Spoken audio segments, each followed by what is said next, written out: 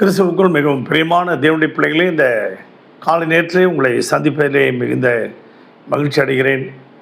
இந்த நாளிலும் தியானத்துக்கு எடுத்துக்கொண்ட வேத வசனம் எசேக்கியேல் 22ஆம் அதிகாரம் 30வது வசனம். சுவரை அடைக்கத்தக்கதாக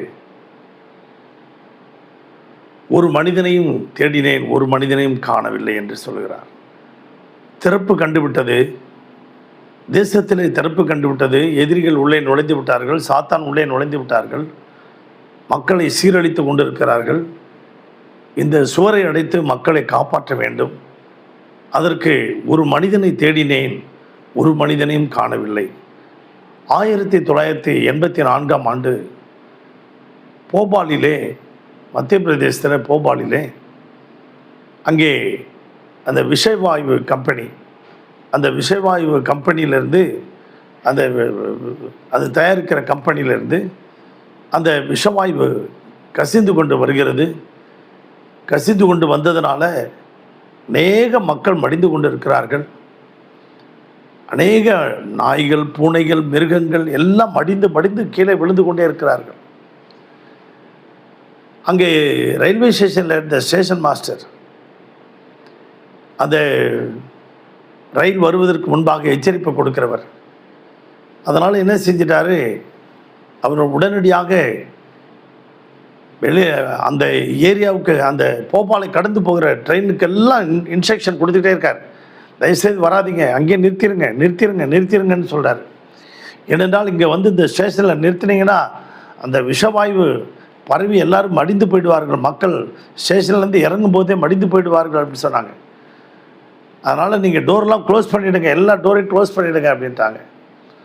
அப்படியே ஒரு ட்ரெயின் மீறி வந்து விட்டது. டோரெலாம் க்ளோஸ் பண்ணிட்டு இந்த ஸ்டேஷனில் நிற்காதீங்க, நீங்கள் போயிட்டே இருங்கிறார். பிரியமான தேவனுடைய பிள்ளைகளே, எல்லாரையும் காப்பாற்றிட்டு அவர் விடியற் காலத்தில் அங்கே அவர் தங்கியிருந்த அறையை பார்க்கும்போது அந்த அறையிலே அவர் மடிந்து கிடக்கிறார், இறந்து கிடக்கிறார்.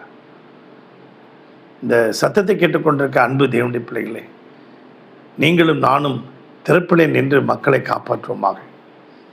அப்படியாக சங்கீதம் 106:23 மோசே திறப்பிலே நின்று அங்கே கதறுகிறான். தேவனுடைய கோபம் பற்றி எரிந்து கொண்டிருக்கிறது.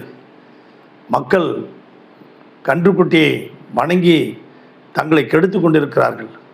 அந்த மக்களை அழிக்காதபடிக்கு யாத்திராகமம் 32ஆம் அதிகாரம் 11வது வசனத்திலிருந்து 14வது வசனம் வரைக்கும் அவன் தேவனிடத்தில் கெஞ்சி பிரார்த்திக்கிறான்.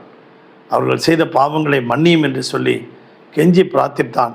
கர்த்தர் அவனுடைய ஜெபத்தை கேட்டு அந்த ஜனங்களை அழிக்காமல் இருந்தார்.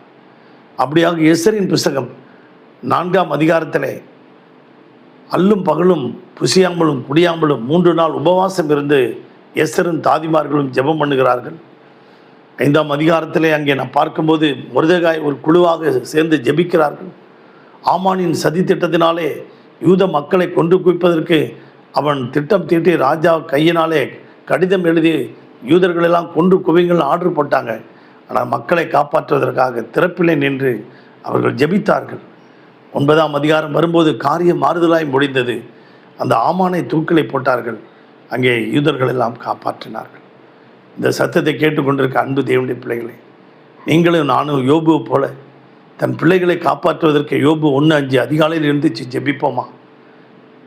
அதே போல் ஆதியாகமம் 6ஆம் அதிகாரத்தில் அந்த நோவா தன் குடும்பத்தை காப்பாற்றுவதற்காக எபிரேயர் 11:7 தன் குடும்பத்தை காப்பாற்றுவதற்காக பேழையை உண்டு பண்ணது போல அழிவிலிருந்து காப்பாற்றுவதற்காக நீங்கள் குடும்பத்தை காப்பாற்றுங்கள். அருமையான தேவனுடைய பிள்ளைகளே, அங்கே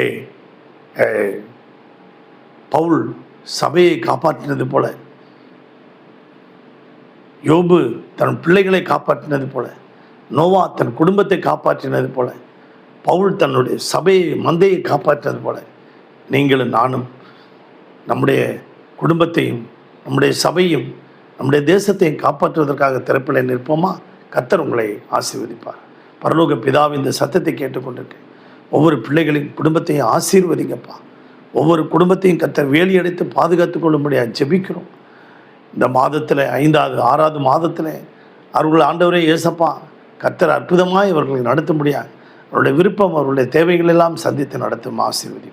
இயேசுவின் நாமத்தில் வேண்டிக் கொள்கிறோம் பிதாவே, ஆமென். God bless you everybody. Thank you.